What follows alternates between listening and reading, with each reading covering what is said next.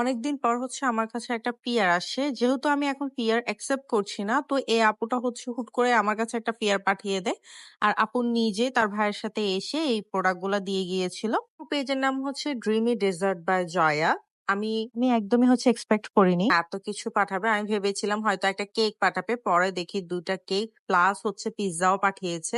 আর পিৎজার লুকটা এত সুন্দর ছিল, মানে আমি বাইরে থেকে এসেছিলাম তখনই সাথে সাথে যখন এরকম গরম গরম পিৎজা আমি দেখি, মানে আমার পুরো লোভ চলে এসেছিল। সবাই একসাথে মিলে পিৎজাটা তখনই সাবার করে দিই। এরপরে চলে যাচ্ছে আমরা কেকের মধ্যে। আপু 2 ধরনের ফ্লেভারের কেক পাঠিয়েছে, একটা ছিল চকলেট ফ্লেভারের মধ্যে। এখন যেটা আমরা প্যাকিং করছি এটা ছিল চকলেট ফ্লেভারের একটা কেক। আর আপুর কেকের টেস্ট না অনেক অনেক মজা ছিল। পরের দিন আমাদের একটা অনুষ্ঠান থাকার কারণে সবাই কেক গুলা টেস্ট করেছিল, তো এখানে সবাই আমাকে বলেছিল যে কেক গুলার টেস্ট অনেক অনেক ভালো ছিল। আর এখন যেটা আমরা কাট করছি এটা ভ্যানিলা ফ্লেভারের কেক। আপু একটা জিনিস ভালো করেছে, 2 ধরনের পাঠিয়েছে, কারণ আমাদের এখানে না চকলেট থেকে ভ্যানিলা খুবই পছন্দ করে। তো যারা বাচ্চারা ছিল ওরা চকলেটটা খেয়েছিল, আর যারা বয়স্ক ছিল ওরা ভ্যানিলাটা খেয়েছিল। আর সবাই অনেক অনেক সুনাম করেছিল আর কি।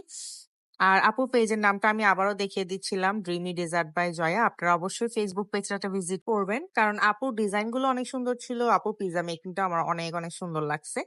আমি ক্যাপশনের মধ্যে আপুর পেজের নাম দিয়ে দিব। আপনারা সবাই চাইলে ওনার পেজটা ভিজিট করতে পারেন আর ওনার থেকে এগুলা কিন্তু পারচেস করে দেখতে পারেন। আজকের ভিডিও এতটুকু। আল্লাহ হাফেজ।